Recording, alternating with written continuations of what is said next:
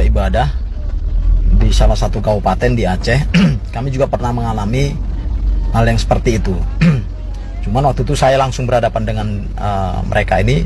Mahalnya sebuah toleransi. Sepertinya kalimat itu yang tepat untuk menggambarkan video yang barusan lewat di beranda saya tentang komentar-komentar mengenai wafatnya Paus Fransiskus. Kaki palsu buat mereka. Ada kaki robotik, harganya cuma 60 juta rupiah. Ini masih tentang Nino Warisman dan orang-orang yang cuma peduli tentang anak-anak dari Palestina saja. Salam semuanya, selamat datang kembali bersama saya di channel Lihat Official. Kita kembali lagi untuk mereaction beberapa video-video lagi. Karena videonya random, maka kita tonton sampai selesai. Langsung aja kita ke video-videonya.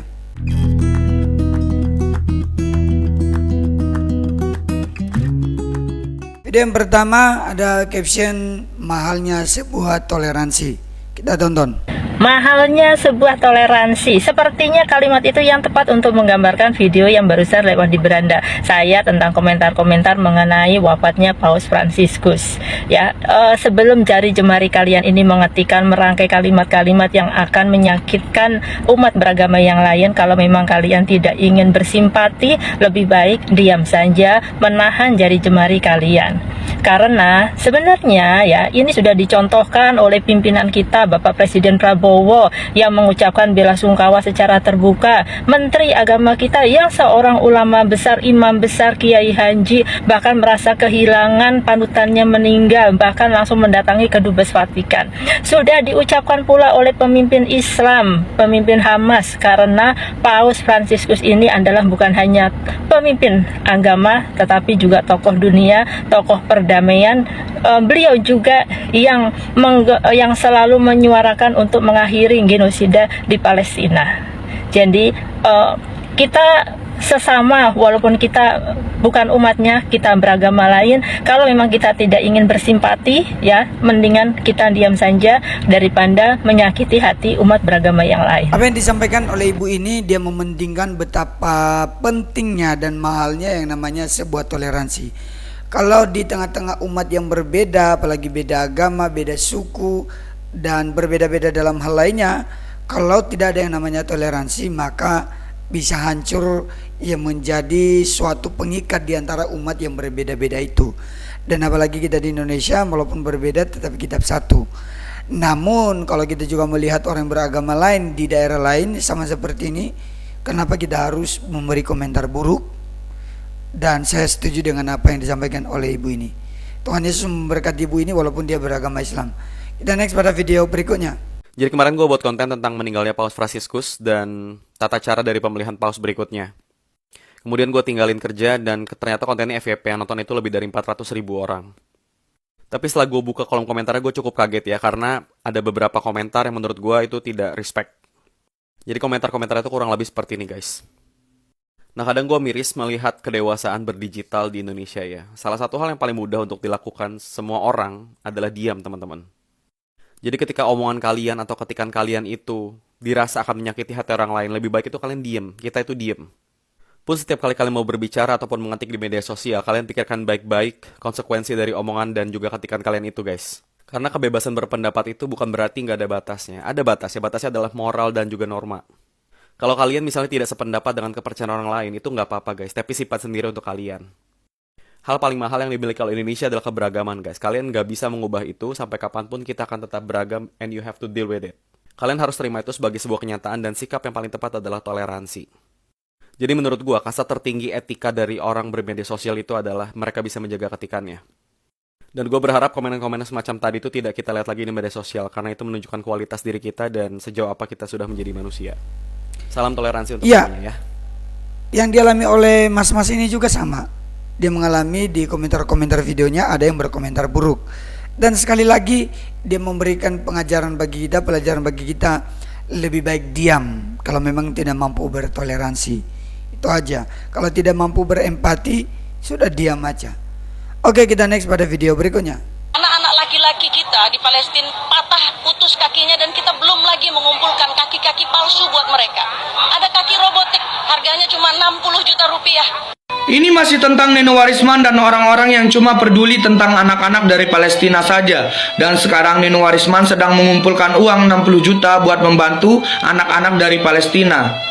Dalam video ini memperlihatkan kita orang-orang yang haus akan pujian cuma memperdulikan tentang anak-anak dari Palestina saja. Sedangkan anak-anak yang ada di Indonesia mereka tidak pernah memperdulikan sama sekali.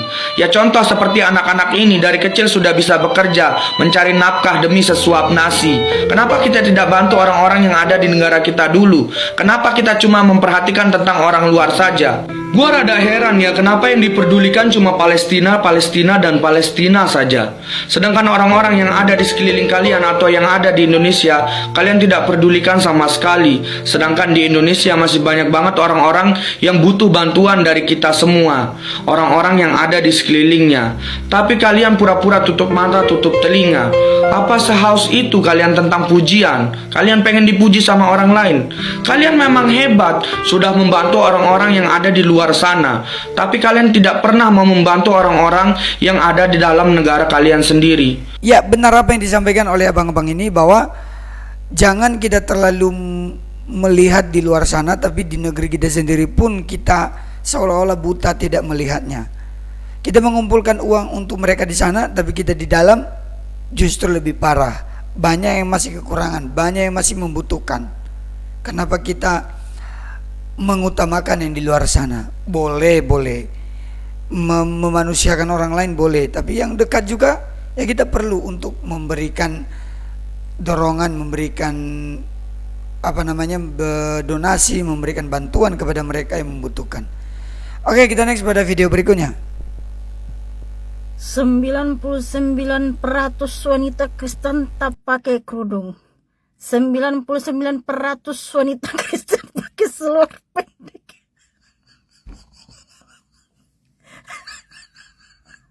99% wanita.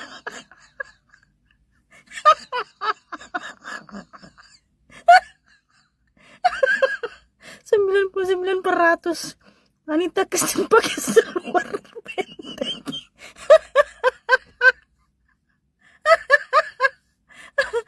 Peratus ini.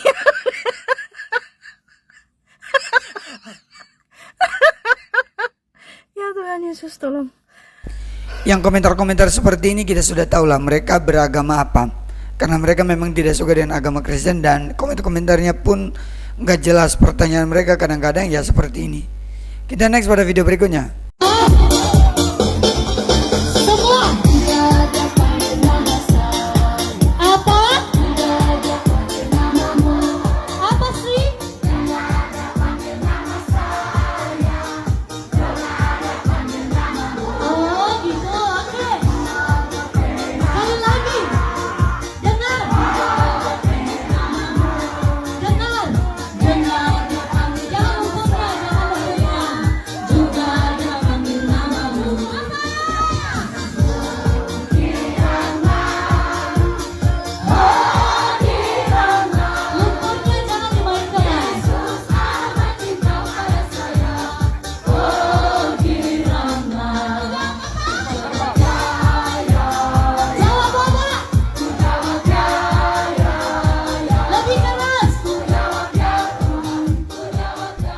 Ya, di video ini yang saya suka adalah di komentar-komentarnya banyak orang yang bilang ya ini hanya karena di NTT, dan bagi saya itu agak setuju. Kenapa?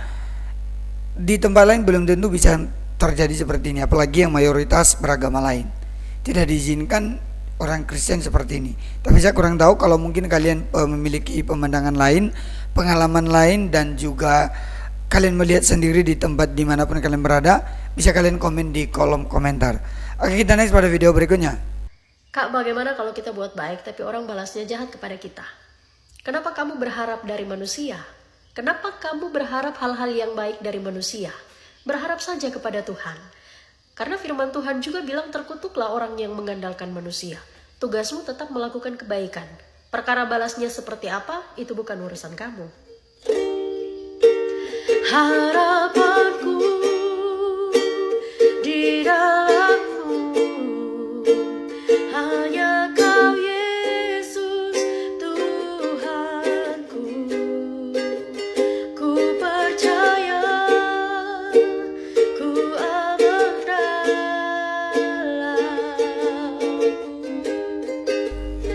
Ya betul, kenapa kamu harus berharap orang lain membalas kebaikanmu?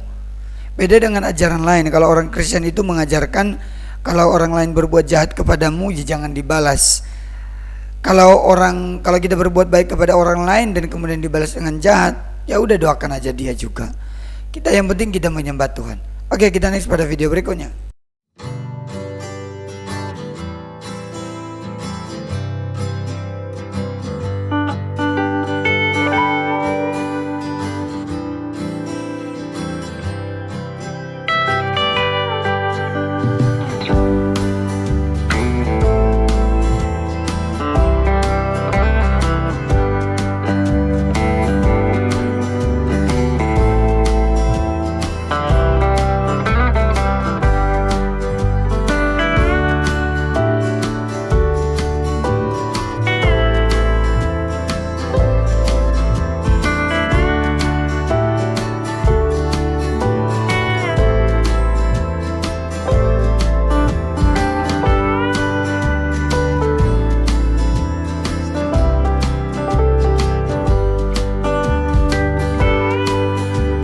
Ya, dalam video yang baru kita saksikan ini kita dapat melihat ibu-ibu di Papua yang beragama Islam, mereka menyiapkan makanan untuk mereka yang beragama Katolik yang sedang pawai, mereka mengelilingi kampung dan mereka menyediakan makanan. Itu adalah toleransi. Oke, kita next pada video berikutnya.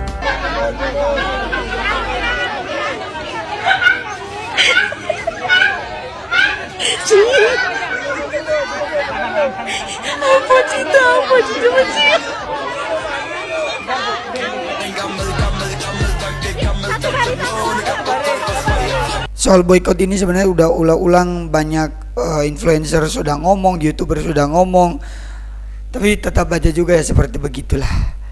Coba lihat kalau kita bandingkan, mereka bilang kita jangan mementingkan dunia sekarang, kita mementingkan dunia akhirat. Pertanyaan saya, emangnya kamu tahu kalau kamu di dunia akhirat pasti di surga dengan berbuat seperti ini? Pertanyaan saya seperti ini, masa katanya demi kemanusiaan tapi dibalas dengan sikap mengajarkan seperti ini? Bukan kan ini namanya kejahatan dibalas dengan kejahatan? Kalau di agama saya, di agama Kristen, kejahatan dibalas ya harus dengan perbuatan baik. Oke, kita next pada video berikutnya.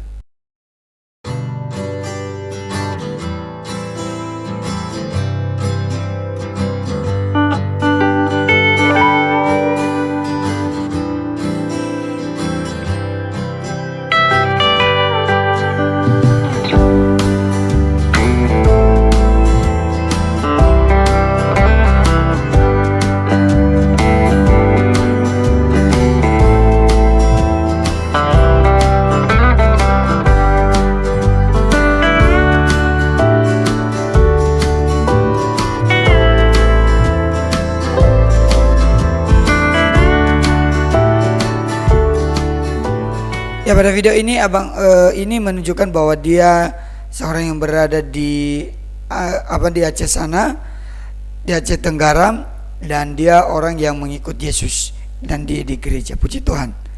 Kita next pada video berikutnya. Saya sebagai hamba Tuhan sangat-sangat bersyukur punya Tuhan yang begitu baik. Ada beberapa kali tempat kami juga ibadah di salah satu kabupaten di Aceh. Kami juga pernah mengalami hal yang seperti itu. Cuman waktu itu saya langsung berhadapan dengan mereka ini. Saya hanya tanya gini, Bapak Ibu benar-benar mau melarang kami beribadah kepada Tuhan kami, Tuhan Yesus Kristus? Mereka mengatakan iya. Dan ada seorang bapak yang berhadapan langsung, dia dengan keras menolak keras tentang ibadah itu. Ya sudah, tidak apa-apa. Tapi saya bilang, ibadah ini kami lakukan, ini perintahnya Tuhan Yesus, Tuhan saya. Jadi kalau Bapak atau semua orang-orang berani melarang kami beribadah, padahal kami mau menyenangkan itu Tuhan, maka urusannya Bapak dengan Tuhan. Kami nggak apa-apa nggak ibadah, mau ibadah pribadi masing-masing berdoa, tapi biarlah Bapak yang berurusan dengan Tuhan. Lalu kami bubar, anggota saya suruh bubar. Nah itu jam 3 sore kami ibadah. Nah jam 4 tepat kami dapat kabar bahwa orang yang berhadapan dengan saya, dengan kami lah, Bapak itu meninggal dunia. Nah dari situ mereka tidak lagi pernah mengganggu ibadah kami. Dan ada juga sekali ada seorang, katakanlah juga imam satu masjid, yang mengganggu ibadah juga, itu di daerah Menteng. Nah, waktu itu saya dipanggil. Nah, saya juga katakan kepada jemaat, tenang ya. Saya tanya lagi, apakah Bapak melarang kami ibadah? Iya, oke. Kami mau ibadah menyenangkan hati Tuhan kami, Tuhan Yesus. Kalau Bapak yang melarang kami ibadah, biarlah Bapak yang berurusan dengan Tuhan kami. Nah, itu juga begitu. Nah, itu kejadiannya jam 10 siang, tapi dia meninggal jam 8 malam. Nah, jadi gini Bapak Ibu, anak-anak Tuhan, khususnya para gembala, ya, kita nggak usah ngotot. Artinya betul ibadah itu penting. Kalau kita ibadah itu dilarang, ya, atau kita ibadah itu di demo, nggak usah susah-susah, nggak usah viral-viralkan. Hadapi aja orangnya, ingatkan, dan Anda harus beriman, pendetanya harus beriman dan hidup kudus. Pendeta-pendeta hidup kudus lah. Karena apa? Saya sampai hari ini percaya Tuhan saya ajaib. Apa yang saya omongkan itu Tuhan kehendaki. Itu bukan doa. Saya nggak menginginkan orang lain mati, enggak. Tapi ketika saya sampaikan itu, saya katakan Anda berurusan dengan Tuhan, itu luar biasa. Saya nggak takut berurusan dengan siapapun, dengan polisi, tentara, dengan siapapun lah pokoknya. Kalau orang dia. Tapi kalau sudah berurusan dengan Tuhan, hati-hati. Tuhan Yesus itu hidup. Jadi kalau ibadahmu, gerejamu ditolak, tidak boleh ibadah, nggak usah ribut, nggak usah viralkan. Hadapi orang itu dan tanya, apakah Bapak melarang kami beribadah menyenangkan hati Tuhan kami, Tuhan Yesus?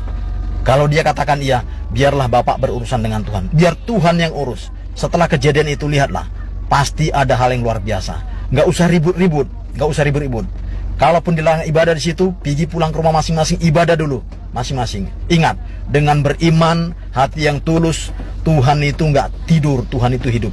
Yakinlah, kalau itu Bapak Ibu lakukan, nggak usah viral-viral, hadapi saja dan tanyakan, apakah Anda melarang kami beribadah? Kami biar ibadah ini diperintahkan oleh Tuhan, menyenangkan hati Dia. Tapi kalau Bapak berani perintahkan kami nggak boleh menyenangkan hati Dia, biarlah Bapak berurusan dengan Tuhan. Biar Tuhan yang ngurus.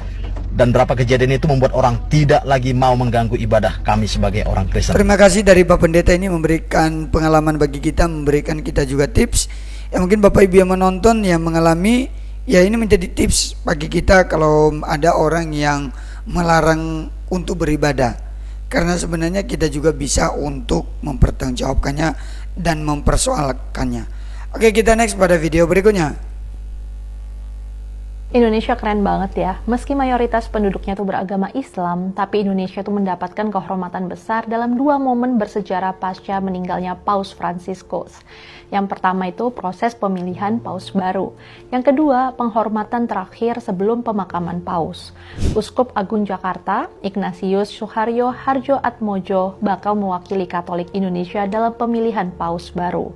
FYI ini, setelah Paus Fransiskus meninggal, Gereja Katolik masuk masa sedi vacante, yaitu masa kosongnya takhta kepausan yang berlangsung sampai Paus baru terpilih. Nah, para kardinal dari seluruh dunia diundang ke Vatikan untuk ngadain konklav. Buat yang nggak tahu, kardinal itu pejabat senior dalam Gereja Katolik yang dipilih langsung Paus untuk jadi bagian dari Dewan Kardinal.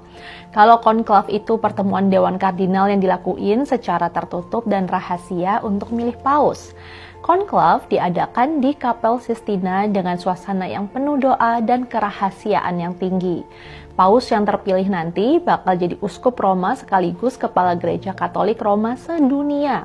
Yang pengen tahu gimana gambaran tentang konklav, bisa nonton film Angels and Demons The Two Popes Conclave. Romo Suharyo itu kardinal dari Indonesia yang sudah memenuhi syarat untuk mengikuti konklav ini. Menurut Ketua Konferensi Wali Gereja Indonesia atau KWI, Monsieur Antonius Subianto Bunjamin, konklav ini bakal diadakan 15 hari setelah Paus wafat. Konklav ini bakal dihadiri sekitar 200 kardinal dari seluruh dunia. Romo Suharyo tuh sekarang berusia 74 tahun. Dia ini adalah seorang kardinal Indonesia yang memenuhi syarat usia untuk ikut memilih dan dipilih dalam konklav. Kehadiran kardinal dari Indonesia ini adalah kesempatan emas buat Indonesia. Suara dari Asia Tenggara, khususnya Indonesia, akan sangat berpengaruh dalam menentukan masa depan gereja Katolik global. Walaupun belum ada keputusan resmi nih, Romo Suharyo tuh ngaku keikutsertaannya tuh bakal jadi pengalaman yang sangat penting. Dan ini adalah pertama kalinya Romo Suharyo ikut dalam proses pemilihan Paus. Kontribusinya dalam konklav bakal membawa perspektif unik dari Gereja Katolik Indonesia dan menambah warna dalam diskusi global gerejawi. Itu yang pertama. Momen bersejarah kedua, Indonesia juga bakal memberikan penghormatan terakhir sebelum pemakaman Paus. Kabarnya tuh Pak Jokowi diutus Presiden Prabowo mewakili Indonesia. Proses pemakaman Paus tuh bakal digelar pada 26 April di Vatikan. Delegasi Indonesia dijadwalkan berangkat pada 25 April sehari sebelum pemakaman berlangsung. Atas nama pemerintah Indonesia, Bapak Presiden Prabowo Subianto memutuskan untuk mengutus beberapa tokoh untuk ikut menghadiri acara pemakaman di Vatikan.